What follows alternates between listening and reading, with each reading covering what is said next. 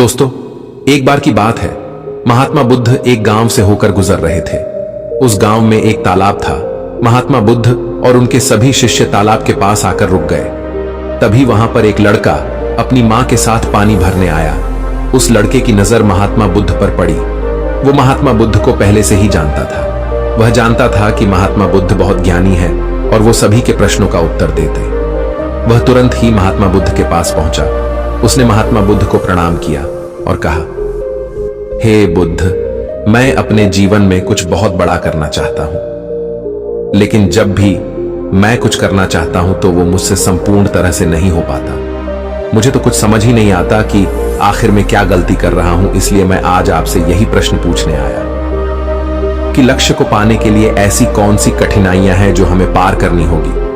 महात्मा बुद्ध उस लड़के को देखकर मुस्कुराने लगे और उस लड़के से कहते हैं, जब तक तुम अपने लक्ष्य की ओर कदम नहीं बढ़ाओगे तब तक सफलता से जुड़ा हुआ हर एक प्रश्न, हर एक उत्तर अधूरा है।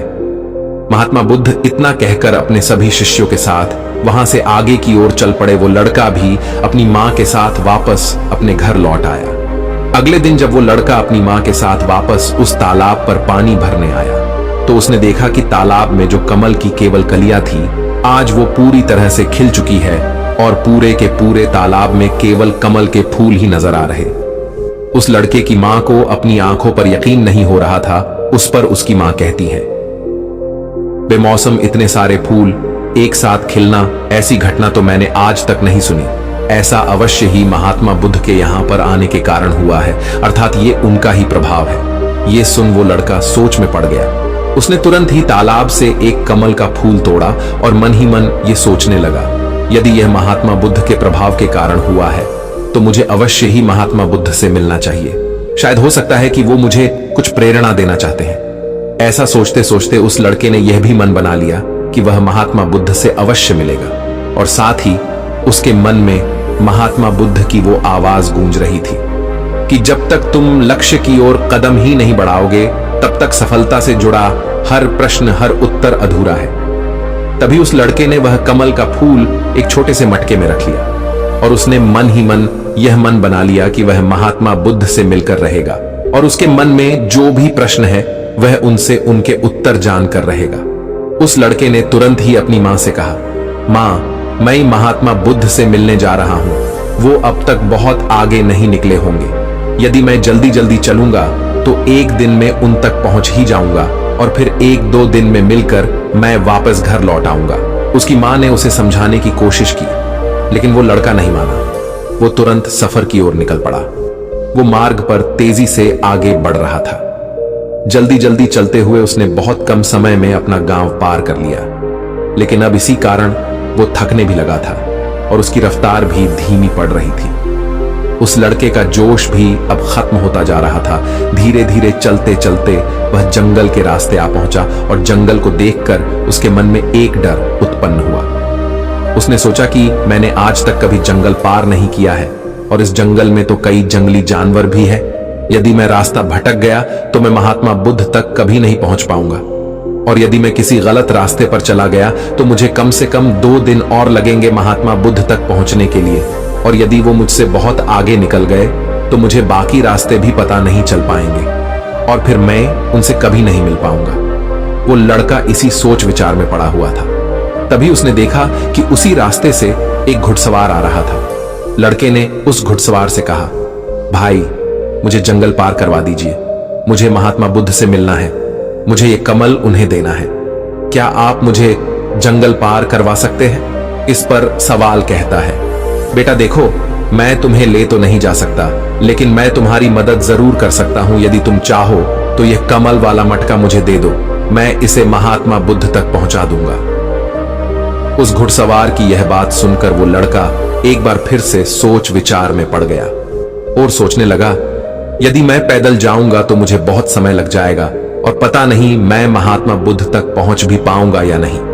अगर मैं ये कमल वाला मटका घुड़सवार को दे देता हूं तो ये घुड़सवार घोड़े से बहुत जल्दी महात्मा बुद्ध तक पहुंच जाएगा और उन्हें यह कमल जरूर दे देगा। इससे मेरा काम भी आसान हो जाएगा और मेरा काम बहुत जल्द पूरा भी हो जाएगा। काफी कुछ सोच विचार करने के बाद उसने तय किया कि वो ये कमल का फूल उस घुड़सवार को दे देगा।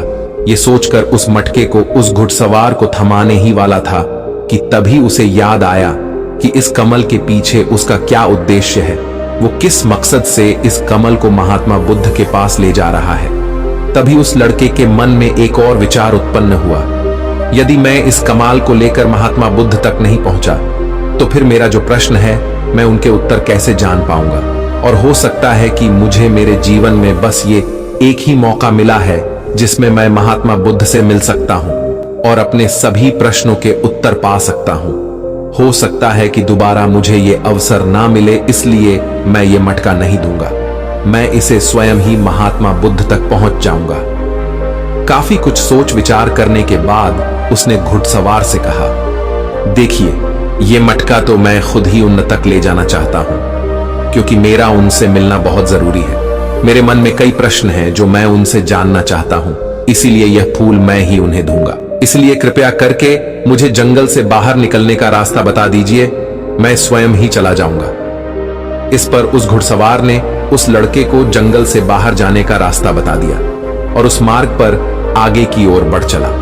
वो जल्दी जल्दी मार्ग में आगे बढ़ रहा था और देखते ही देखते शाम का वक्त भी होने आया था। तभी उस लड़के के मन में एक और विचार आया और वो ये सोचने लगा, यदि शाम के वक्त मैं इस जंगल में भटक गया तो मेरा क्या होगा, मैं महात्मा बुद्ध तक कैसे पहुंच पाऊंगा, और अगर मैं उनसे नहीं मिल पाया तो मेरी यात्रा बेकार हो जाएगी। इससे तो अच्छा होता कि मैं उस घुड़सवार को ही ये मटका दे देता, वह उसे महात्मा बुद्ध तक अवश्य पहुंचा देता। मुझे तो घर लौट जाना चाहिए था, यही मेरे लिए बेहतर होता। इस प्रकार उस लड़के के मन में तरह तरह के विचार उत्पन्न हो रहे थे। ऐसा होगा तो क्या होगा, वैसा हो जाएगा तो क्या होगा, यदि मैं भटक गया तो क्या होगा। तभी उस लड़के ने उस कमल की ओर देखा। उस कमल से ही उसे महात्मा बुद्ध की याद आई। महात्मा बुद्ध के चेहरे पर वो असीम शांति थी, उसे महात्मा बुद्ध की वो मुस्कान याद आई। तभी उसके मन में एक और विचार उत्पन्न हुआ, जिनके आने से हमारे तालाब में इस प्रकार अनेक को फूल खिल गए, जिसके साथ होने से हमारे मन को प्रेरणा मिलती है, जिनके चेहरे पर वो असीम शांति है, जिनसे मिलकर मेरा मन शांत हो जाता है। यदि मैं उनसे मिल पाऊं तो मुझे कितना कुछ सीखने को मिलेगा। ऐसा सोचते ही उसके मन में एक बार फिर से महात्मा बुद्ध से मिलने की प्रेरणा जाग उठी और वो निश्चिंत होकर अपने मार्ग में आगे की ओर बढ़ता चला जा रहा था। काफी दूर आगे चलने के बाद जंगल खत्म होने लगा। तब उसने महसूस किया कि जब जब वो अपनी इस यात्रा का उद्देश्य याद करता है, जब ये याद करता है कि वो महात्मा बुद्ध से क्यों मिलना चाहता है, तब तक उसके राह की मुश्किलें कम होने लगती हैं। और यही वास्तविकता है, यही हम सभी के साथ होता है, फिर चाहे वो कोई छात्र हो या फिर व्यापारी। जब जब इंसान खुद पर शक करता है, खुद पर संदेह करता है, तब तक वह रुकावटें बड़ा रूप ले लेती है।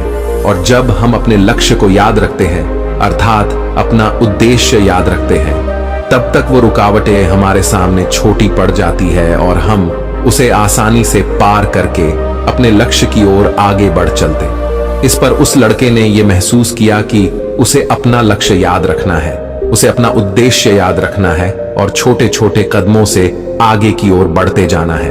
उसके बाद उस लड़के ने सारी चिंताएं छोड़ दी, वह केवल सफर पे आगे की ओर बढ़ता जा रहा था।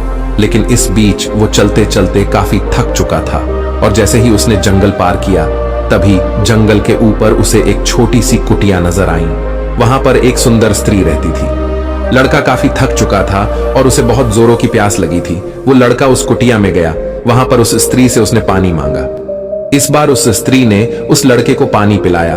तभी वह स्त्री उस लड़के से कहती है, आखिर तुम महात्मा बुद्ध से क्यों मिलना चाहते हो? इस पर वह लड़का कहता है, मेरे मन में कुछ प्रश्न हैं और मैं उन प्रश्नों का उत्तर जानना चाहता हूं और मेरे पास केवल ये एक ही अवसर है, इसलिए मुझे उनसे मिलना ही है। वह लड़का उसी तरह से अपनी बातें कर ही रहा था। उधर दूसरी तरफ उस स्त्री के मन में उस लड़के के प्रति प्रेम जाग रहा था कि उस लड़के को पसंद करने लगी थी। वो लड़की उस लड़के को रोकना चाहती थी। वो उससे कहती है, आज की रात तुम यहीं रुक जाओ, वैसे भी शाम होने को है और बहुत जल्द रात भी हो जाएगी। ऐसे में तुम कहां जाओगे? इससे अच्छा है आज तुम यहीं पर रुक जाओ। आज हमारे बगल में ही शादी है, वहां पर नाच गाना होगा, खाना पीना होगा, बहुत मजा आएगा। इसीलिए आज रात तुम यहीं पर रुक जाओ। उस स्त्री के मुख से यह सुनकर वो लड़का यह समझ चुका था कि यह स्त्री मुझे पसंद करती है और वह बहुत सुंदर भी है। उसकी सुंदरता को निहारते हुए वो लड़का मन ही मन ये सोच रहा था कि यदि मैं इस तरह से दोस्ती कर लूं तो मेरा जीवन तो समझ जाएगा, मुझे जीवन का मजा आ जाएगा और वैसे भी आज रात तक तो मैं महात्मा बुद्ध से मिल भी नहीं पाऊंगा, तो क्यों ना मैं यहीं पर रुक जाऊं। तभी उस लड़के ने जवाब देते हुए कहा, मैं कुछ देर में सोच कर बताता हूं। लड़का इस विषय पर सोच ही रहा था कि तभी उसके मन में एक बार फिर से महात्मा बुद्ध की वो बात याद आ गई और उसे यह एहसास हुआ कि मैं इतनी दूर से यहां पर क्यों आया हूं। उसने मन ही मन खुद से प्रश्न किया, क्या मैं यहां पर इतनी दूर इस लड़की से मित्रता करने आया था? नहीं नहीं, ये मेरी मित्र नहीं बन सकती। क्या भरोसा आज को इसका मन मुझ पर आया है और कल को किसी और पर आ गया तो मैं क्या करूंगा। लड़के ने तुरंत ही उस कमल की ओर देखा, तभी उसे उसका उद्देश्य याद आ गया और उसने तुरंत ही यह निर्णय लिया कि वह आगे की ओर बढ़ेगा। उसने उस लड़की को साफ साफ मना कर दिया और अपने मार्ग की ओर आगे बढ़ चला। जब वो आगे की ओर जा रहा था तभी उसे अपने इस निर्णय पर अफसोस हो रहा था।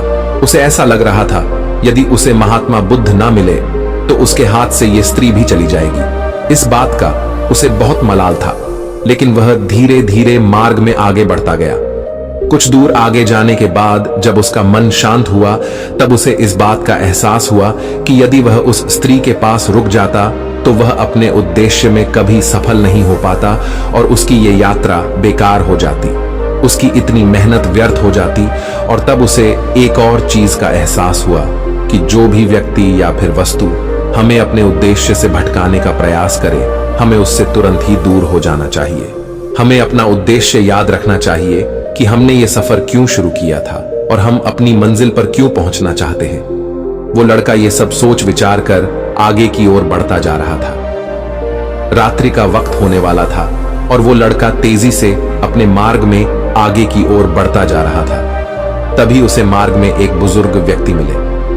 उसने उस बुजुर्ग व्यक्ति से पूछा, बाबा, मैं महात्मा बुद्ध से मिलना चाहता हूं और पिछले गांव में मुझे किसी ने बताया कि वो इसी मार्ग से आगे की ओर बढ़े थे। क्या आप मुझे बता सकते हैं वो किस तरफ गए हैं? इस पर वो बुजुर्ग व्यक्ति उस लड़के से कहते हैं, बेटा, तुमसे कोई गलती हो गई है, तुम्हें कोई गलतफहमी हुई है। यहां से कोई भी आशी मुनि नहीं गए हैं। हो सकता है कि रास्ते में कोई और मोड़ हो जिस पर तुम्हारा ध्यान ना गया हो, वो आशी मुनि उसी रास्ते से गए होंगे। ये सुन वो लड़का घबरा गया। अभी कुछ ही घंटों पहले तो मैंने उस बस्ती को पार किया था। यदि मैं वापस गया तो मैं बहुत पीछे हो जाऊंगा और अब तो अंधेरा भी होने को है। मेरे पास ना तो कोई रहने का कोई साधन है और ना ही खाने पीने का।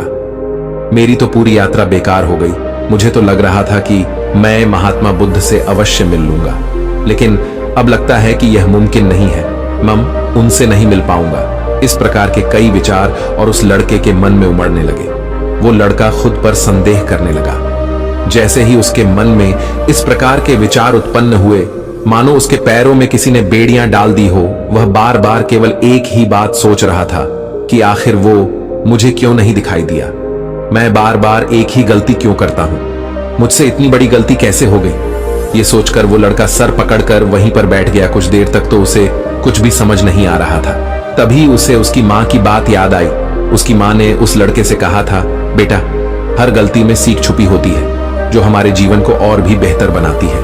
ये बात उसे याद आते ही उसका मन शांत होने लगा और देखते ही देखते उसका मन पूरी तरह से शांत हो चुका था। और वो लड़का बार बार अपने मन में अब एक ही बात दोहरा रहा था कि हर गलती में सीख छुपी हुई होती है और हमें वो और बेहतर बनाने आती है। उसने अपनी गलती को स्वीकार किया। वो कहने लगा, हाँ, मुझसे गलती हुई है। मैं जल्दीबाजी में बिना सोचे समझे बस मार्ग में आगे की ओर बढ़ता जा रहा था। जैसे जैसे लोगों ने कहा, मैं उसी तरह से आगे की ओर बढ़ता चला गया। उसके गलती स्वीकारते ही उसका मन पूरी तरह से शांत हो गया। उसकी निराशा अब आशा में बदल चुकी थी। वह एक पेड़ के नीचे बैठा हुआ था। तभी उसने देखा कि कुछ जानवर नदी से पानी पी रहे थे। ये सब देखकर उस लड़के को याद आया कि जब वह पहली बार महात्मा बुद्ध से मिला था तब पानी के पास ही मिला था और महात्मा बुद्ध के साथ उनके कई शिष्य भी हैं, तो उन्हें पानी की तो आवश्यकता जरूर पड़ेगी। इस बात पर उस लड़के को तुरंत ये समझ में आ गया कि महात्मा बुद्ध भी उसी रास्ते से भ्रमण कर रहे होंगे जिस रास्ते पर पानी होगा। तभी उसने सोच विचार कर यह तय किया कि वापस जाने से अच्छा है क्यों ना मैं नदी के किनारे किनारे आगे की ओर बढ़ता रहा। ऐसा सोचते ही उसने तुरंत ही रास्ता बदल दिया और अब वह नदी के रास्ते आगे बढ़ने लगा। जैसे जैसे वो आगे बढ़ता जा रहा था उसका मन और भी हल्का होता जा रहा था, उसका मन और भी शांत होता जा रहा था। तब उसने अनुभव किया कि जब मन बहुत शांत होता है तो हमारा मन बहुत हल्का हो जाता है और जल्दबाजी नहीं करता और ना ही किसी में या खुद में कोई कमी निकालता है। हमारी बुद्धि पहले से बेहतर काम करने लग जाती है। तब उस लड़के ने इस बात का भी अनुभव किया कि खुद से शिकायत करना एक बहुत बड़ी कमी है जो हमें दुख की ओर ले जाती है। चलते चलते लड़के के मन में विचार आया, यदि मैं अपने गांव में ही रुक जाता तो ये सारे अनुभव में कभी नहीं प्राप्त कर पाता। ऐसा सोचते सोचते वो मार्ग में आगे की ओर बढ़ रहा था। तभी उसे महात्मा बुद्ध के कुछ शिष्य नजर आए और उन्हें देखकर वो लड़का बहुत प्रसन्न हुआ। वो अपने मार्ग में और भी तेजी से आगे बढ़ने लगा और आखिरकार लगातार 2 दिनों का सफर तय करने के बाद वो महात्मा बुद्ध के पास पहुंच ही गया। वह तुरंत ही महात्मा बुद्ध के पास पहुंचा। उसने महात्मा बुद्ध को प्रणाम किया और उन्हें वो कमल का फूल भेंट कर दिया। इससे पहले वो लड़का कुछ कहता तभी महात्मा बुद्ध ने कहा, बहुत सुंदर, ये कमल पूरी तरह से खिल चुका है। 2 दिन पहले ही तुमने मुझसे पूछा था कि लक्ष्य को पूरा करने के लिए इंसान को कौन सी कठिनाइयों को पार करना पड़ता है, लेकिन 2 दिनों बाद तुमने बहुत सारे अनुभव प्राप्त कर लिए हैं। तुम्हारा ये धैर्य और ये मुस्कान देखकर लगता है कि तुमने इस यात्रा में बहुत कुछ सीखा है। इस पर उस लड़के ने यात्रा में घटित हुई हर एक बात महात्मा बुद्ध को बता दी। तभी महात्मा बुद्ध ने उस लड़के से कहा, तुम्हारे मन में जो भी प्रश्न है मैं उनके जवाब तुम्हें जरूर दूंगा।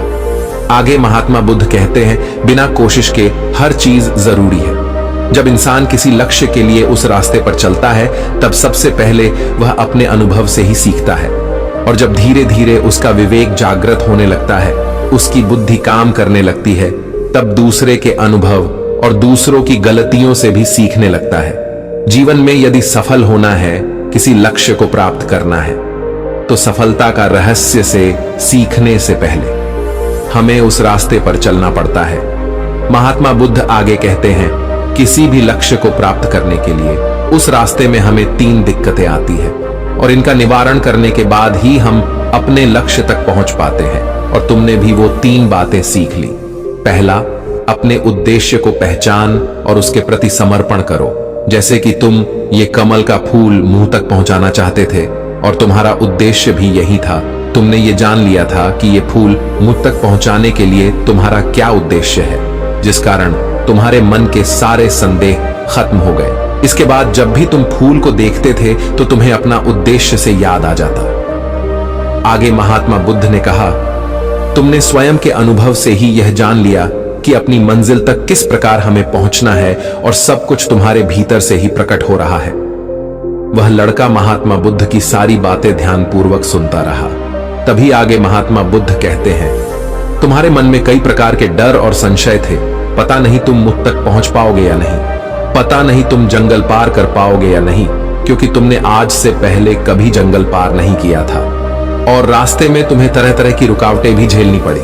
और जब हमारे रास्ते में तरह तरह की रुकावटें उत्पन्न होती है तब हमारा मन बाधित होने लगता है, हमारा मन भटकने लगता है और हम अपने लक्ष्य से भटक जाते हैं। लेकिन जब हम अपना सारा ध्यान रुकावटों से हटाकर अपने उद्देश्य पर लगाते हैं तो सारी रुकावटें खुद ब खुद छोटी पड़ने लगती है और हम उन्हें आसानी से पार कर ले जाते हैं। शुरुआत में हर किसी की यही समस्या है कि वह यह नहीं जानता कि आखिर वो सफल क्यों होना चाहता है, क्यों वो कुछ करना चाहता है। इसी कारण उनके सामने परेशानियां भी बहुत ज्यादा होती हैं और वह उन परेशानियों के सामने घुटने टेक देते। लेकिन जैसे जैसे आप आगे बढ़ते हैं, अपने लक्ष्य के प्रति समर्पित हो जाते हैं, तो वैसे वैसे चलते जाना आसान हो जाता है और हम अपने लक्ष्य तक पहुंच ही जाते हैं। आगे महात्मा बुद्ध उस लड़के को तीसरी बात बताते हुए कहते हैं, असली शक्ति इच्छाओं को पूरा करने में नहीं बल्कि उनको मिटाने में कहते हैं कि हम जानते हुए भी सही काम नहीं करते। अगर हम अपने उद्देश्य की ओर आगे बढ़ते हुए आकर्षणों को पीछे रुक जाते तो हमारी यात्रा कभी पूरी नहीं हो सकती। इसलिए जैसे इस यात्रा के दौरान तुमने फूल हमेशा अपने साथ रखा, अपने पास रखा, वैसे ही उद्देश्य हमेशा सामने रखना चाहिए। हमारा लक्ष्य हमेशा हमारी आंखों के सामने होना चाहिए। इससे हमें निर्णय लेने में आसानी होती है। अन्यथा हमारे मन का संदेह, हमारी मन की शंका हमें कभी भी सही निर्णय नहीं लेने देती और वह हमें मन की उलझनों में फंसाकर रख देती है। इसलिए संदेह के प्रति सचेत रहे। आगे महात्मा बुद्ध उस लड़के से कहते, बेटा, खुद पर शक करने की आदत से ज्यादा खतरनाक और कुछ भी नहीं है, क्योंकि जितना नुकसान आपके नकारात्मक विचार आपका कर सकते हैं, उतना और कोई नहीं कर सकता। यदि आप खुद पर संदेह करते हैं तो आप अपने प्रयास में विफल ही हो जाओगे, क्योंकि आप अपने प्रयास पूरी ढंग से कर ही नहीं पाओगे।